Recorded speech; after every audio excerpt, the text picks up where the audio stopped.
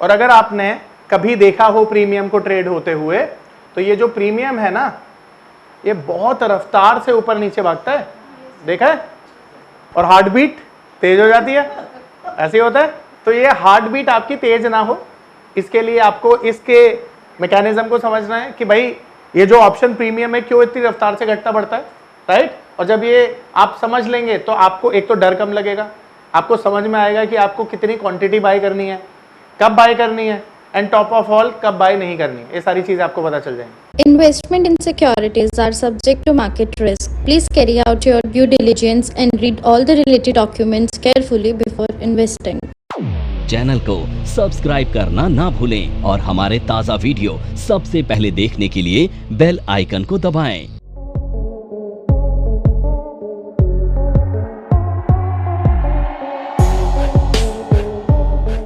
तो आज हम पढ़ने वाले हैं ऑप्शंस। अब सवाल ये उठता है कि ऑप्शन स्ट्रेटेजी का यूज क्यों किया जाता है। तो देखो इसके दो मेजर यूज होते हैं। सबसे पहला हेजिंग टूल, मान लो आप कहीं पे फंस गए तो ऑप्शंस आपको बचा सकता है।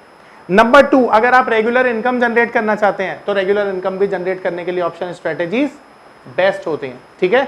आपने देखा होगा कई बार बहुत सारे लोगों के पास रिटायरमेंट का पैसा होता है, कहीं एफडीज का पैसा होता है, कहीं और पैसा होता है, और वो चाहते हैं कि वहां पे उनको रेगुलर इनकम मिल जाए मोर देन एफडी रिटर्न्स या थोड़ा सा बॉन्ड रिटर्न से ज्यादा। तो उनके लिए बेस्ट ऑप्शंस क्या है, ऑप्शन स्ट्रेटेजीज, जहां पर 2 से 5% तक का मंथली रिटर्न आप जनरेट कर सकते हो, ठीक है। तो सबसे पहले हम ऑप्शंस को दोबारा से समझेंगे ताकि किसी को भी कोई डाउट ना रहे। तो हमने जो बात की थी ऑप्शंस के बारे में, ऑप्शंस क्या होता है इसको हमने डिफाइन किया था। तो मैंने आपको बताया था कि जो ऑप्शन होता है वो दो लोगों के बीच में, ठीक उसी तरह से जिस तरह से दुनिया का हर ट्रेड दो लोगों के बीच में ट्रेड होता है, यहां पर ऑप्शंस बायर और सेलर के बीच में ट्रेड होने वाला एक कॉन्ट्रैक्ट है, राइट, जो बायर को देता है राइट और सेलर को देता है ऑब्लिगेशन। अब सवाल है ये राइट क्या होता है। राइट होता है राइट टू सेल, और ऑब्लिगेशन होता है उस राइट को फुलफिल करने की ऑब्लिगेशन। इसे एक एग्जांपल से समझते हैं। मान लेते हैं आईटीसी 400 रुपए का एक शेयर है। अब इसके ऑप्शंस के कॉन्ट्रैक्ट ट्रेड किए जा रहे हैं। तो मान लेते हैं एक बायर है और एक सेलर है, ये ऑप्शन का कॉन्ट्रैक्ट है, ठीक है। अब सबसे पहली चीज, बायर इस राइट को बाय कर रहा है, किसके राइट को, आईटीसी के शेयर के राइट को, क्योंकि ये जो कॉन्ट्रैक्ट है ये किसके ऊपर बनाया गया है, आईटीसी के शेयर के ऊपर। तो आप इनडायरेक्टली क्या खरीद रहे हैं, आईटीसी के शेयर का राइट खरीद रहे हैं। ये सेलर क्या कर रहा है, इस राइट को आपको सेल कर रहा है, और इस राइट से होने वाले लॉस प्रॉफिट की जिम्मेदारी कौन ले रहा है, सेलर। ये ऑब्लिगेशन किसके ऊपर है, सेलर के ऊपर है। आ रहा है समझ में। अब मान लेते हैं आईटीसी का ये जो ऑप्शंस है ये बायर और सेलर के बीच में ट्रेड हुआ, और इसमें बायर का 10,000 रुपीज का प्रॉफिट हो गया। तो ये प्रॉफिट देने की जिम्मेदारी किसकी होगी, सेलर की। दूसरी जगह अगर मान लो बायर को ये प्रॉफिट नहीं चाहिए, शेयर्स चाहिए, फिजिकल सेटलमेंट हुआ है एंड शेयर चाहिए, तो ये शेयर कौन देगा, ये शेयर कौन देगा, ये शेयर देगा सेलर। दोनों की ऑब्लिगेशन किसके सर पे है, ठीक है। तो सेलर के पास क्या आ जाता है, ऑब्लिगेशन, बायर के पास क्या आ जाता है, राइट। बायर इस राइट का कभी भी यूज कर सकता है, ध्यान रखना। जैसे इमीडिएटली ये कॉन्ट्रैक्ट खरीदा गया है उसके अगले दिन भी, अगले सेकंड भी कभी भी सेल कर सकता है। राइट टू सेल किसके पास है, बायर के पास है। आ रहा है समझ में, परफेक्ट। अब जैसा कि आप जानते हो ये जो ऑप्शन का कॉन्ट्रैक्ट होता है ये दो चीजों पर लागू किया जाता, अप्लाई किया जाता। अभी मैं सिर्फ इक्विटी मार्केट से रिलेटेड ऑप्शंस पढ़ा रहा हूं आपको। तो सबसे पहले तो इसको स्टॉक्स पर आप अप्लाई कर सकते हैं, ठीक है, और दूसरा इसे इंडेक्स पर भी अप्लाई कर सकते हैं, करेक्ट है। अब ये जो ऑप्शंस होते हैं ना ये दो तरह के होते हैं, पहला अमेरिकन ऑप्शन और दूसरा यूरोपियन ऑप्शन। अब देखो अमेरिकन ऑप्शंस कौन से ऑप्शंस होते हैं, अमेरिकन ऑप्शंस वो ऑप्शंस होते हैं जो कि कभी भी सेटल किए जा सकते हैं, फाइनल सेटलमेंट के लिए अवेलेबल होते हैं। जैसे म्यूचुअल फंड्स का एक एग्जांपल ले सकते हैं। म्यूचुअल फंड में आप जब भी फाइनल सेटलमेंट करोगे वो आपके लिए उसी दिन सेटल हो जाएंगे, पर जो यूरोपियन ऑप्शंस होते हैं इनकी एक्सपायरी। नमस्कार दोस्तों, क्या आप स्टॉक मार्केट में शुरुआत करने का सोच रहे हैं और क्या आपको यह समझ में नहीं आ रहा है कि आपकी शुरुआत कहां से होनी चाहिए, तो मैं आपको एक ऐसा कोर्स सजेस्ट करने जा रहा हूं जो आपकी लाइफ चेंज कर सकता है। और मैं बात कर रहा हूं NIFM का advance level of smart investor course की, जो आपकी लाइफ चेंज कर सकता है। जी हां, आपने सही सुना, NIFM आपके लिए लेके आया है एक ऐसा शानदार कोर्स जो आपको बताएगा कि किस तरह से आप स्टॉक मार्केट में सक्सेसफुली पैसा कमा सकते हैं। और ये कोर्स है advance level of smart investor. Advance level of smart investor course आपको हर छोटी से छोटी और बड़ी से बड़ी मार्केट की बारीकियों के बारे में जानकारी देता है, और ये सभी जानकारियां आपको इस मार्केट में पैसा कमाने में बहुत ज्यादा मददगार साबित होती हैं। तो इस कोर्स को करने के बाद आप मार्केट में सक्सेसफुल ट्रेडर और सक्सेसफुल इन्वेस्टर बन सकते हैं। स्टैंडर्ड होती है, ये कभी भी सेटलमेंट आपके हिसाब से नहीं हो सकते हैं, इनकी स्टैंडर्ड सेटलमेंट की जाती है।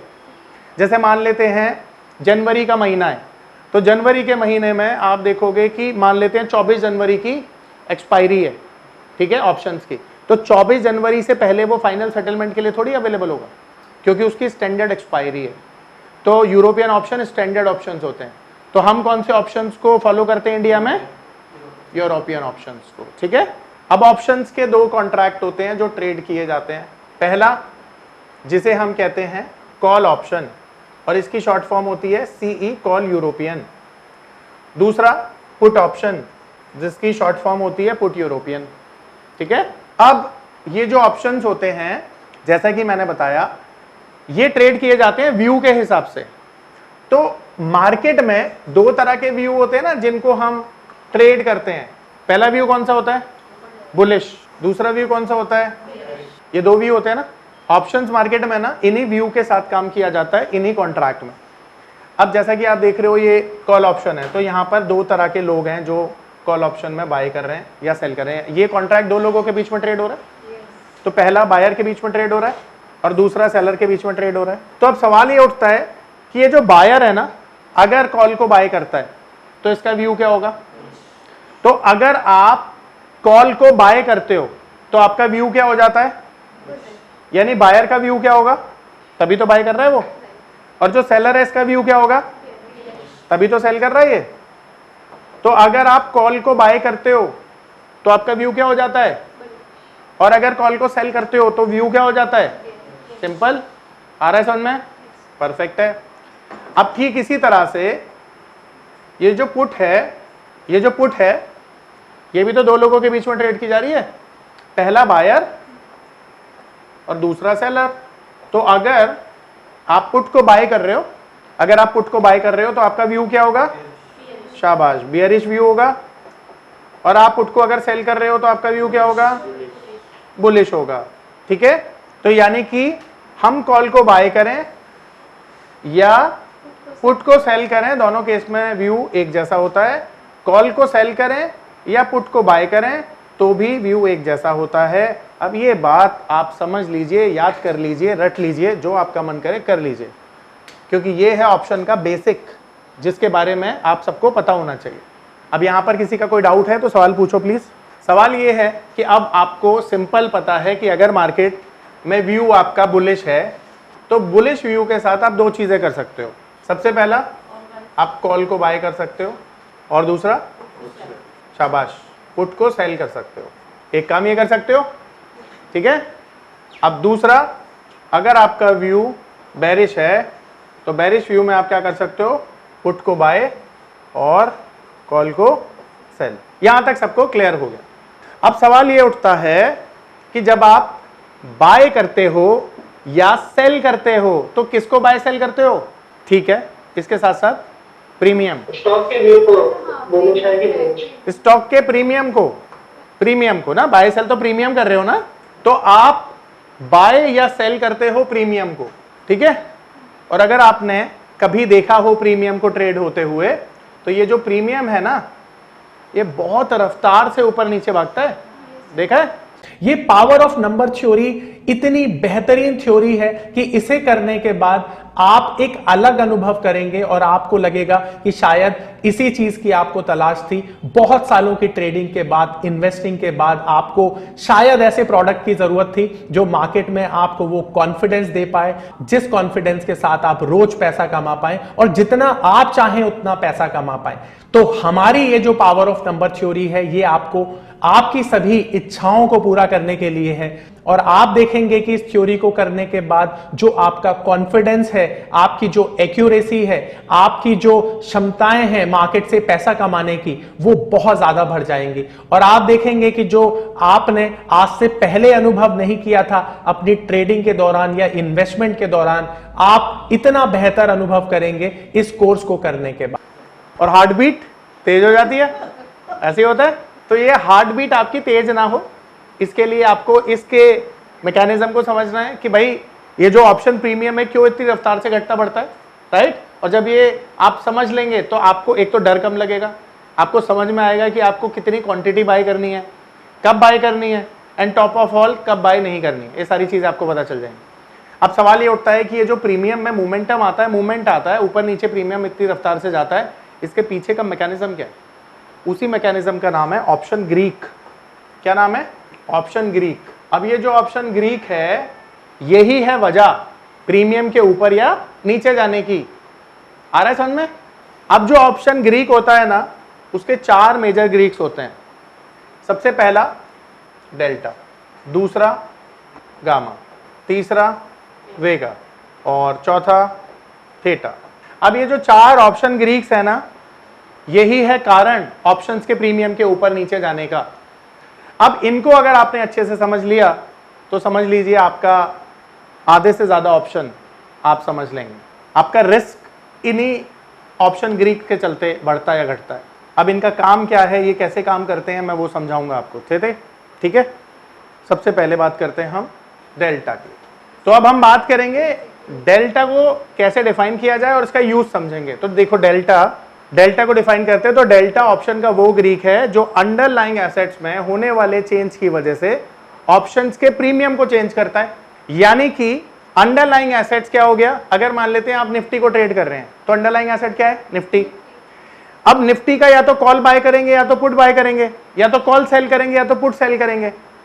तो निफ्टी अंडरलाइंग एसेट्स हो गई, उसमें होने वाला चेंज, अब निफ्टी या तो ऊपर जाएगी या तो नीचे जाएगी। अब उस निफ्टी के होने वाले चेंज को कौन मेजर कर रहा है? डेल्टा। और इसकी वजह से जो कॉल या पुट के प्रीमियम है उसमें जो चेंज आ रहा है वो कौन मेजर कर रहा है? तो डेल्टा का काम क्या है? अंडरलाइंग एसेट्स में होने वाले चेंज की वजह से ऑप्शंस के प्रीमियम में जो चेंज आता है उसको मेजर करता है डेल्टा। इसे लिखकर समझाता हूं और अच्छे समझ में आएगा। तो मान लेते हैं ये है निफ्टी, और निफ्टी को आप 2 तरह से ट्रेड कर सकते हैं। पहला, या तो इसका कॉल ऑप्शन बाय करके, या कॉल ऑप्शन को पुट ऑप्शन को बाय करके, या फिर कॉल को सेल करके और पुट को सेल करके।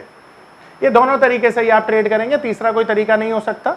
अब जब आप सेल करेंगे तो ये जो कॉल या पुट है इसका एक प्रीमियम होगा जिसको आप ट्रेड कर रहे होंगे, करेक्ट। अब कॉल का भी पुट का भी एक सर्टेन प्रीमियम हो सकता है। अब इस प्रीमियम को हम मान लेते हैं एग्जाम्पल के तौर पर 100 रुपए समझाने के लिए। अब ये 100 रुपए से 150 रुपए ऊपर की तरफ, 50 रुपए नीचे की तरफ, यानी 50 रुपए ऊपर और 50 रुपए नीचे कब जा सकता है? 2 ही वजह होगी ना, या तो नीचे हो जाए। तो ये जो प्रीमियम में ये आप वैल्यू का चेंज देख रहे हो, 150 रुपए होना या 50 रुपए होना, ये कंप्लीटली इस बात पे डिपेंड करता है कि निफ्टी यहां से 100 पॉइंट, एग्जांपल के लिए 100 पॉइंट ले रहा हूं ताकि कैलकुलेशन आसान हो जाए, 100 पॉइंट या तो ऊपर चली जाए या 100 पॉइंट नीचे चली जाए। दोनों ही केस में चेंज किस में आ रहा है? निफ्टी में। और निफ्टी का जो चेंज है वो किसको चेंज कर रहा है? ऑप्शंस के प्रीमियम को।